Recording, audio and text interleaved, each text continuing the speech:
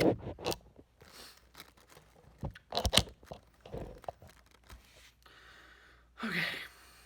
Hello, YouTube. My name is Torque Bow. And in celebration of a thing that I actually think is important, um, I'm going to be sharing my mental health story because of May Mental Health Awareness Month. Um, but yes, hello. My name is Torque Bow. I want to just come out right the gate here and say that my mental health has been tumultuous, to say the least. Have not really had a good time up until very recently in my existence, but I'll kind of guide you through a timeline. I'm going to make it kind of very crash coursey. I'm not going to really dive very much into anything that I've gone through. Very surface level kind of stuff, but just enough to where you can kind of get a gist of what was going on. Um, I was born, didn't have a good time. Mom wasn't doing good. She was a prostitute. I was an accident. Didn't know my dad. I was born in jail because she was doing drugs. So I was already kind of fucked. I came out for the first 11 years of my life. Was not good. Mom wasn't good. Did a bunch of stuff to me and other people that just is abysmal. Child molestation, stuff like that. Also, she did like drugs and meth, and while she was doing drugs and meth, she prostituted herself.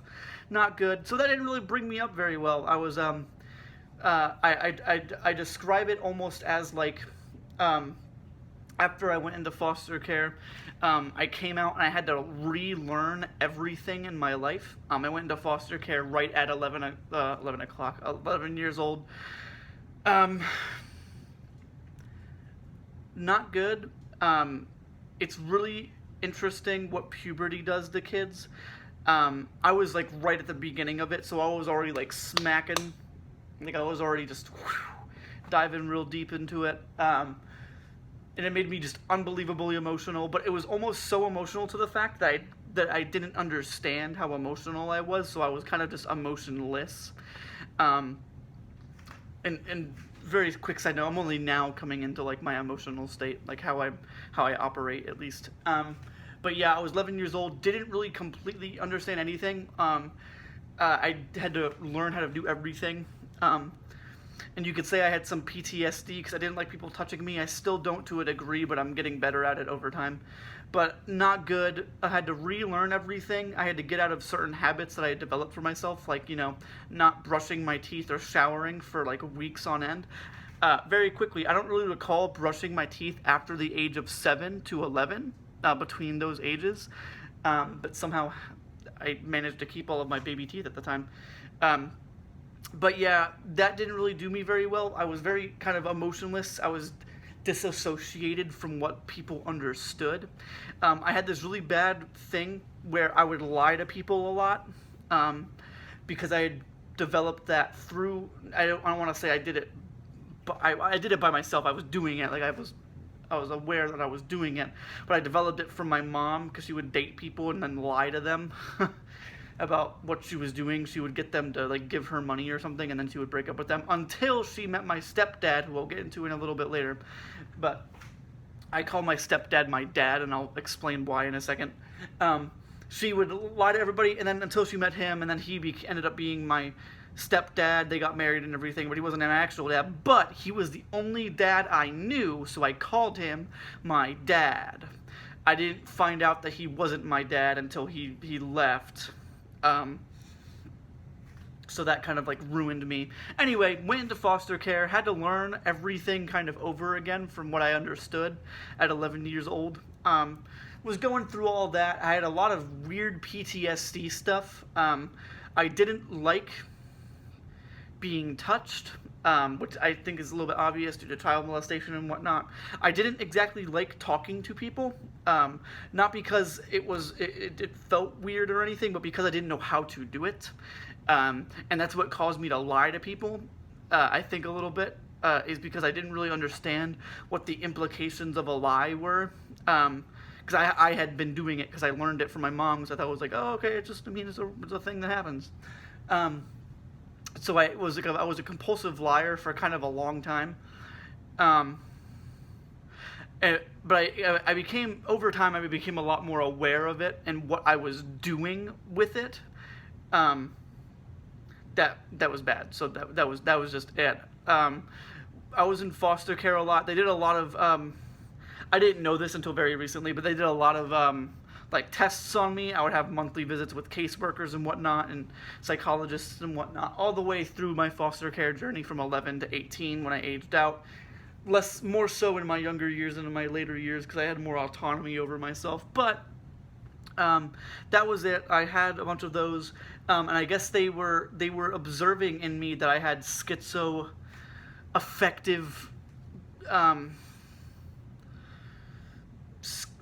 What do you call it? Tendencies, I guess. They were observing things in me when I was like 11, 12, 13, 14 that I wouldn't really discover that I was doing up until I got Baker Act. We'll get into that to a second. So I did that. That's fine. I was schizoaffective. They were seeing it. They didn't really tell me. They were telling my foster parents. Not good. And right at like 13 is really when things stopped getting worse or bad or anything. But I did go through significant bouts of depression, so much so that I would start taking it out on people. Not taking it out like physically or getting mad, but I would purposely go out of my way to make sure that nobody knew what I was thinking. And so I started lying, not necessarily about things that I was doing, but how I was thinking. And that meant counselors, my foster parents at the time, people at school, teachers. I would tell them that I'm fine just to avoid having to go into it because I was really mad at the world. And that led me into a really big hole where I was angry and sad at the same time. It just wasn't healthy, and I was extremely depressed. There was one time, this is kind of funny in retrospect, I guess, but I was so desperate to like die that I would find very little things to be depressed about. I wouldn't do it on purpose, it was my brain, but I would find, like I would drop my phone that I had at the time. I had a little phone thing. I would drop it and I would just absolutely break down crying. Like I would have like an absolute fit. But I would never do it around people. If I had to do it around people, or if I felt like doing that, I would just bottle it. Like I would let it pound me in the face, and I would just take it like a dick in the butt. So yes, that was severely depressed, and that only got worse over time. Like lifestyle didn't really change all too much. I never really had, after I came into foster care, everything was kind of, there was a big jump, and I'll get into that in a second, but there was a big jump in lifestyle towards my later years of foster care, but I'll get into that in a second. But, so, very quickly, I went through like 7 different foster homes, and like 4 different group homes overall, which on average is about a home a year, or a place to live a year, I guess. So that all happened.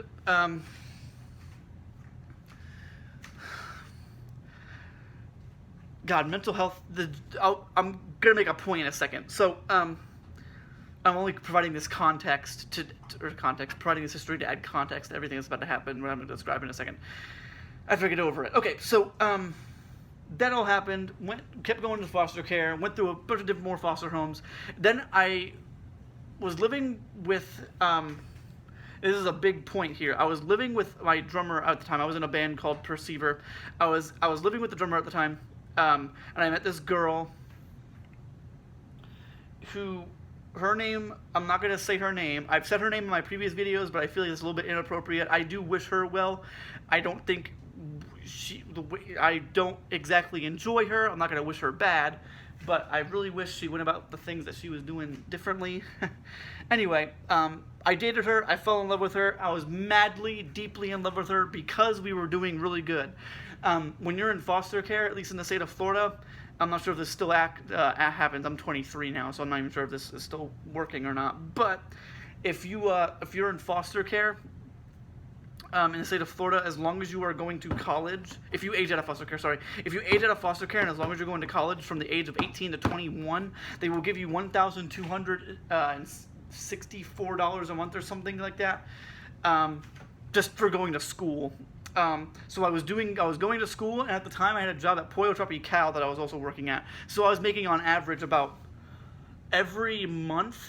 So accounting, so let's say I made like an average like $600 paycheck every 2 weeks. 600 but 600, it's 1200. I was making like $2,400 a month. I was doing really fucking good. Me and her, we were living together. We were doing great. And this is where things get really, really bad. So I found out that she was cheating on me, but I didn't do anything about it. The reason being was because I was so convinced that I was in love with her that I felt like if she was actually in love with me, I could convince her to be with me over him. Don't exactly understand the logic of it. I still to this day don't really know what I was thinking. Even friends that I've told about it are just like, what the fuck are you doing, bro? And I'm just like, okay. So I got Baker acted 3 times in like 4 months. It was not very good. Not good at all. And they were all over these weird things, and this is where the schizophrenic thing is really important, because they saw hints of this when I was younger, but I started having these episodes where I would feel like my mom was following me. There was one time at school where I literally had like a panic attack at school, and I ran for my college. I was in college at the time now, because I was getting the checks every month or whatever. I ran from my school to the house. Because I thought my mom was following me in between, like going to the school and then like in between classes. I was convinced that she was like, it was one of those things where like you see her out of the corner of your eye and you look and then she's not there, and that was like making me. I knew factually that she wasn't, because she was in jail at the time. So I knew mentally that she wasn't actually doing this, but I couldn't convince myself of it, and over time it just became really, really bad. So much so, in fact, that the first time I got Baker acted, I don't remember anything that happened after I got home.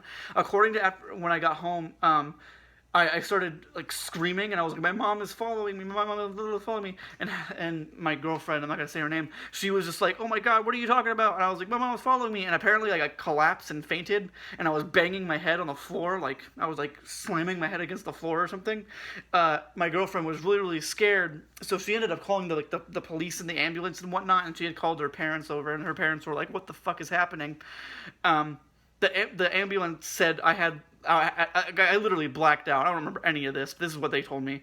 The ambulance took me there. I woke up, and it was my girlfriend, her family, and everything. And they were like, "Hey, you need help for this." Because at the time they had not Baker acted me yet. They were just treating my broken face. It didn't actually break anything. I don't think I was any blood at all, because I didn't recall feeling any or getting like a Band-Aid or anything. But they were doing that. And they were like, hey, you need to get help. And the reason that all led to that is because I was strained with myself. I was very, like, I'm giving my money and my life and my time to this woman who's cheating on me, and I'm trying to convince you to love me, even though you don't love me. You want to be with this guy that doesn't love you as much as I do, and I'm really trying to convince you of that. Do you not see how much I love you? I'm doing everything for us. I'm paying the rent for the house. I'm doing everything. And that was the stress of it. Like, imagine just saying that kind of stuff over and over, and it gets built up, you know? And I snapped, which amounted into that. So then all of that happened. So they were like, you need to Baker act yourself. We can't force you to do that, but you need to. And I was like, okay, fine, sure. And I did. So I got Baker acted. That was the first time.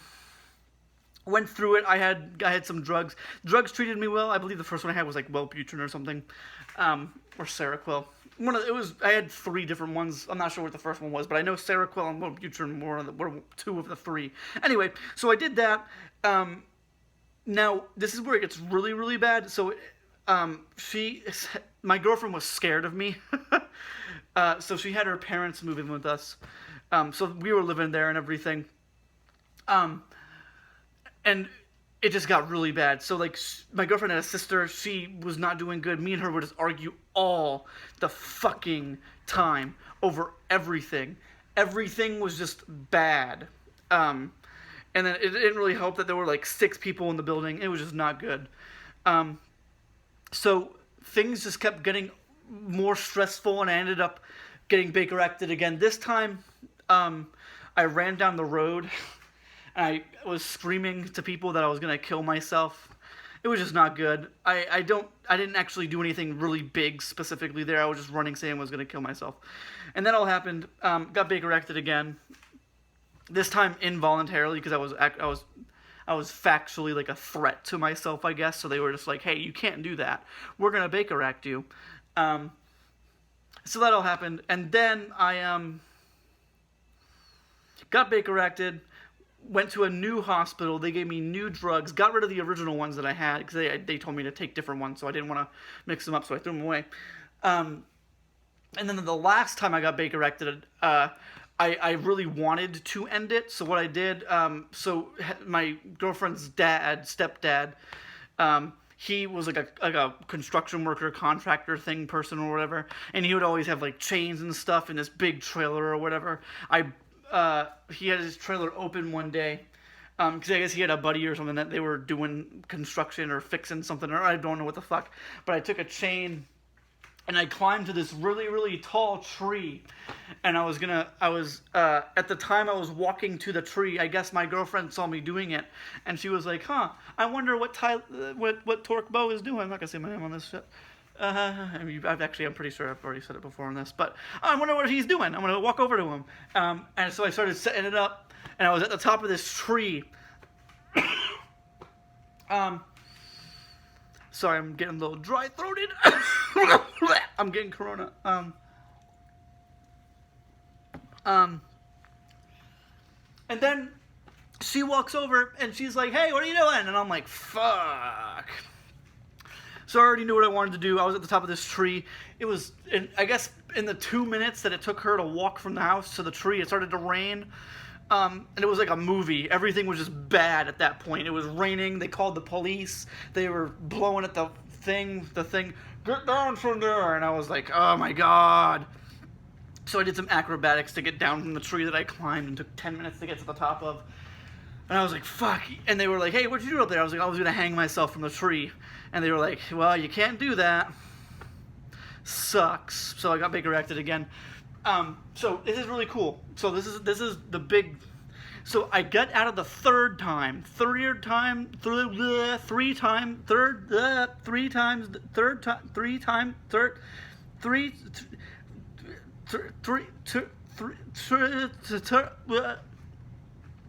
time's a charm. So I get out of that Baker action, and I like see the world like differently. At this time, I was taking this is when I was taking Wellbutrin. I saw the world like not literally differently. Like, I mean, objects were still objects, and buildings were shaped the same way.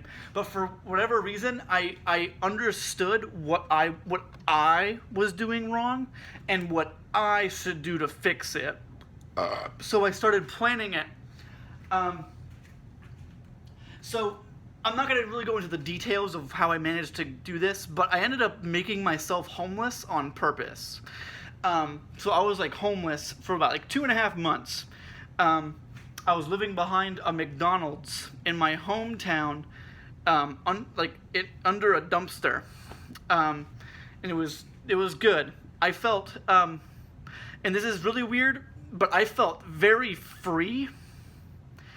And I feel like that specific moment, there are maybe like a handful, at this point in my life, I was about 18, there were about a few specific moments at that point in my life where I thought, that like made me who I was. That one made how I look at myself, how I carry myself, why I do look kind of homeless all the time, especially now, but I was living under a dumpster behind a McDonald's, and I felt very free. Like, I felt like I could do whatever I wanted. I didn't do anything illegal or anything, but I did need to eat. There was this lady who worked at this McDonald's. I'm not going to say anybody's name. I'm going to try to at least. But she I haven't seen her in a long time. I recently saw her like a year or two ago. But I walked in, I was like, "Hey, I don't have an address I live at. Do you have any side work that you could do and I could get a meal or something?" That wasn't really the conversation, but I said something kind of along that line where I could do like side work or something. And so what I did side work at that McDonald's, and they gave me a Big Mac meal a day. and that was good. That was very powerful for me, because at the time I needed a semblance of goodness to I guess maybe understand if people are still good. Also, I kind of want to go back to living with a girlfriend. It wasn't just my girlfriend who was bad. It's everybody, and maybe this is a product of the schizoaffective, whatever the fuck. I couldn't feel like I was comfortable there. Everybody was against me. And that's what led me to leave, because if it was like my girlfriend's mom or something that didn't like me, I wouldn't care. That's one person. There's like 5 against 1. But flip that. It's 5 of them against me. That's how I looked at it. Plus my girlfriend's current now boyfriend, my ex-girlfriend's current now boyfriend, now fiance. I still keep up with her. I hope she does well. But, so I did all that. So that I felt free. I felt very good living at the McDonald's. Now we're back to the McDonald's. I was homeless. I was free. I was getting a Big Mac meal a day for doing some side work. I was doing okay. I had a friend who let me live with her. After I told her about what happened, she was like, fuck. And this was not like a girlfriend. This was just a literal friend that I had from high school. It was me, some other kid, and then her. We were like the trio or whatever. She was like, fuck, bro, you need to come live with us. Because it was her, another friend that we had, not in the trio, but a completely different friend that I've only ever heard of. Her mom and her dad. That we were all living together, and it was cool. I paid rent there. It was astronomical high rent. I mean, it was fine, though. But it was okay. But the only thing was that my friend, the girl that is a friend, her mom is now, like, trying to be my mom. I get that she cared. I understand that in retrospect. But the way that she was going about it was absolutely incorrect. I don't agree with any of it at all. But it was straining. I was 18. Actually, I believe I was 19 at this point. I was trying to be my own person, and I couldn't. At this point, I had started talking to my best friends now. And I had already met up with them like once or twice already.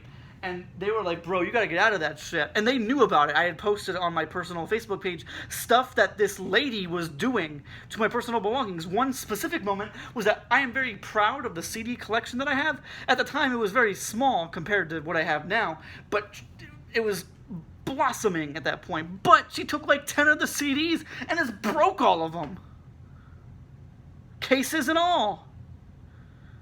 Because she was mad at something I said or something. I don't remember what it was. But she did that, and that was my personal belongings. And I shared that, and it got quite a bit of traction. Some people that I actually appreciate in the music community actually ended up commenting on that and was like, hey, you gotta leave. Get out of there, like, right now.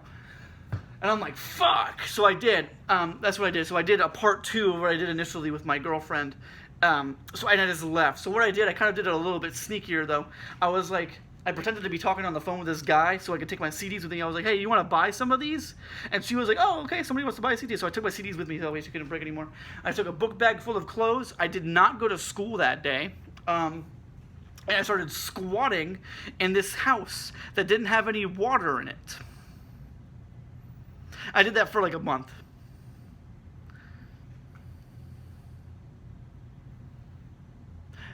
Maybe a little bit less than a month.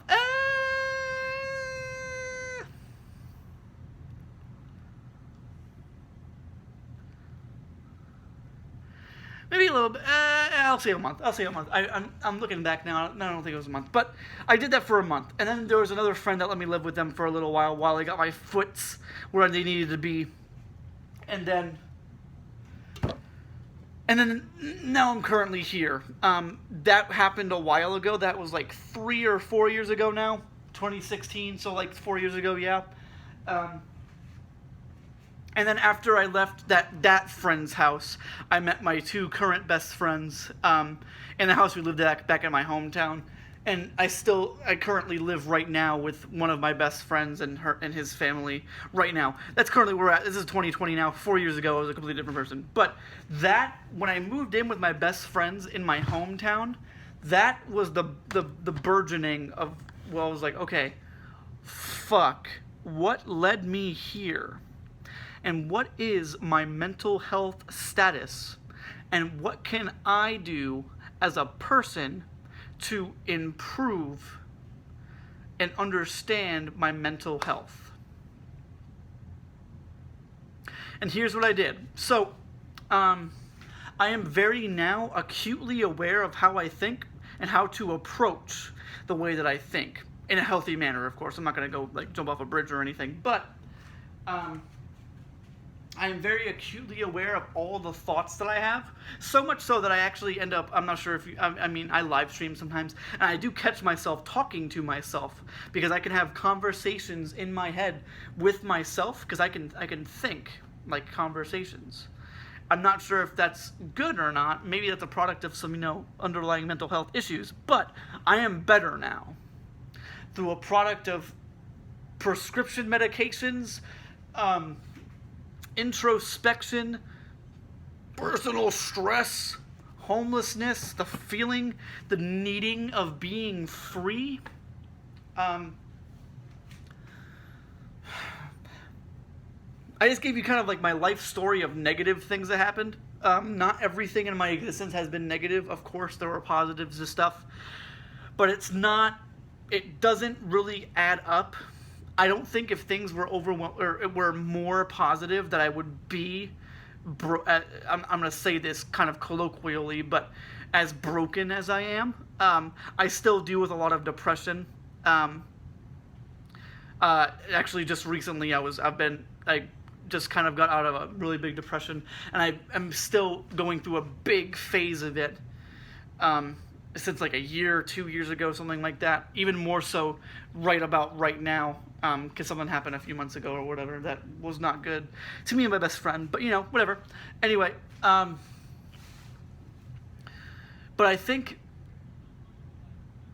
I'm good now, mental health wise. I think if I would have understood then what I needed, so let's say I took my brain now and put it into my 18-year-old self, to where the understanding of and the acute awareness of what my brain thinks and how it acts.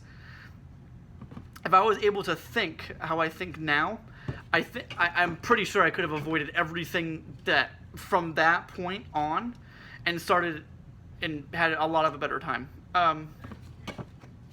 I think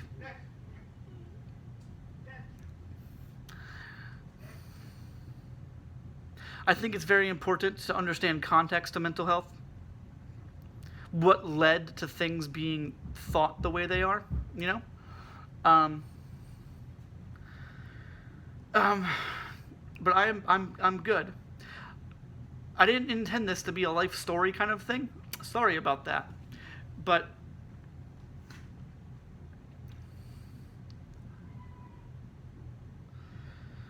yeah.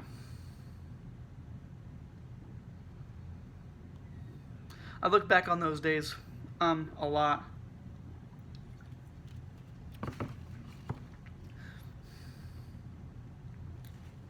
And I do think what I could have done better. And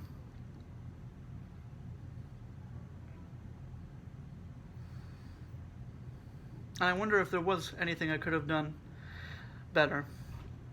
I believe the way that I am now is pretty good. I am incredibly confident in myself, so much so that it kind of annoys me. But in like a funny way, like I'm not like, oh, I'm the hottest guy in the world. No, I'm just confident in me. I eventually, I don't know if there's really a cure for like schizophrenia or whatever, or schizoaffective disorder or whatever the fuck, but if there is, I have gotten past it. I am better. I'm not having breakdowns about my mom following me anymore. I'm not in constant lust for the longing of love for people. I understand. Sorry about that flash. I did not mean to do that. But I understand people don't like people sometimes, and people split apart. Do I really want it that way? No. But it is what it is. I've made a lot of personal morals based upon just stuff I've experienced. And because I'm so acutely aware of like my depression my schizoaffective stuff. I can recognize when I feel certain things and my brain is thinking a specific way. I can recognize that that's not correct. I shouldn't be thinking this, and I can address it right then and there, you know. I'm not one of those that's like, oh my God, if you need help, call a suicide hotline. I don't really proponent that. I am not a proponent of that because it just seems like a cop-out, and it seems too easy because anybody can do that. Whoops. Anybody can do that. Hey man, I really need help. Oh, you need help? Call the suicide hotline. How about no? Hey, you need help? I'm helping you. And sometimes it's not even about like helping them, like talking through it. Sometimes people just want a conversation. No, not like a negative conversation, but people just want to be talked to sometimes. Like I know, like when I was homeless behind that McDonald's, I was free. I didn't want people to be like, "Oh my God, you're homeless, bro. Let me help." I want people just to talk to me. Hey, how you doing? Oh, I'm doing okay. I mean, I've had a little bit of a stressful day, but you know, I'm making it. I'm alive. You know? There's a sense of urgency with it, you know?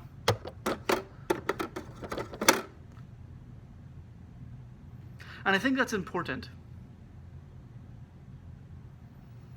I think that's really important. Talking to people, so I want to caveat what I said. It is good to address problems with people, like interpersonally or people with like counselors or whoever. It's good to address problems, right? Like if I'm depressed or something, and I'm like, hey man, I'm so sad today. Oh yeah? What are you sad about, bro? What are you sad about, King? Like the meme?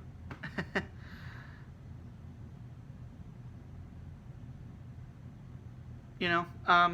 But it's more, to me, of an understanding thing. I would rather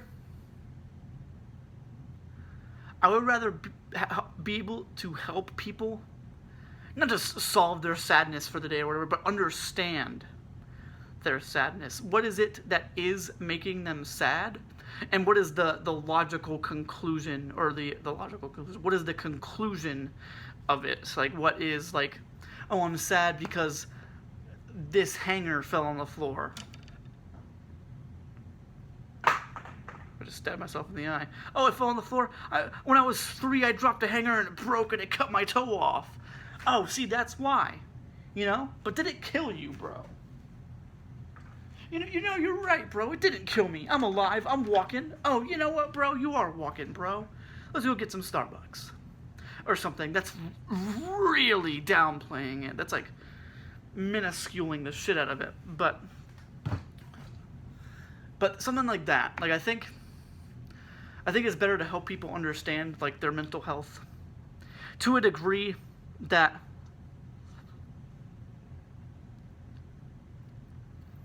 they themselves are able to help themselves get out of ruts.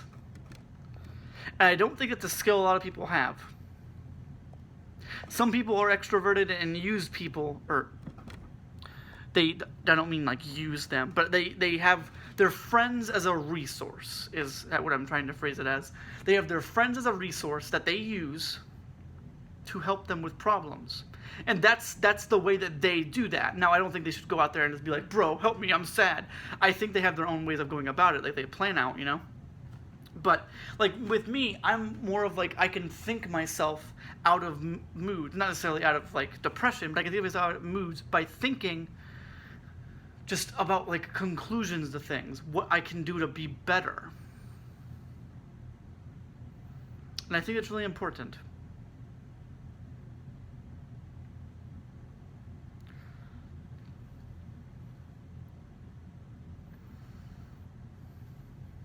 It's not a skill a lot of people know.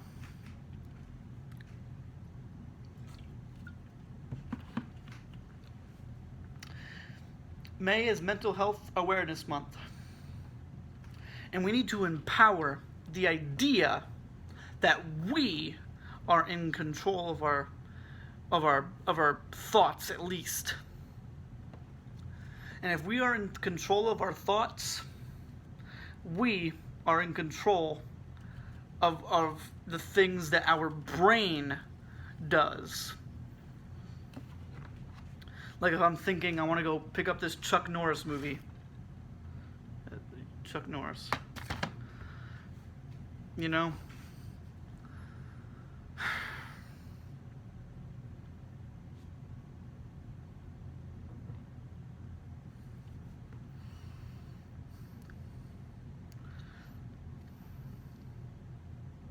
And I think that's important. Mental health is important to me.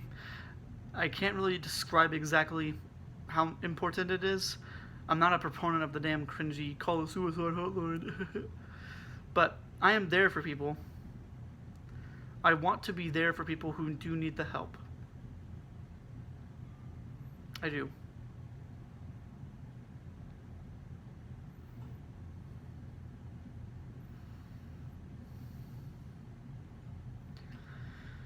I do.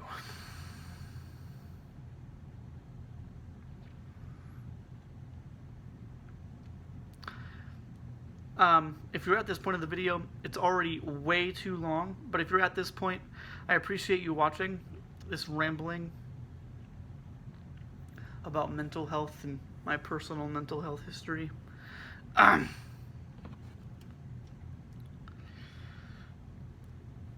Take care of yourselves. It's ultimately worth it in the end. I think being able to be acutely aware of your mental health and all of its wares is incredibly important. And I don't think that can be understated. If you've watched the video, thank you for watching. I am Torque Bow. See you in the next one. Bye-bye.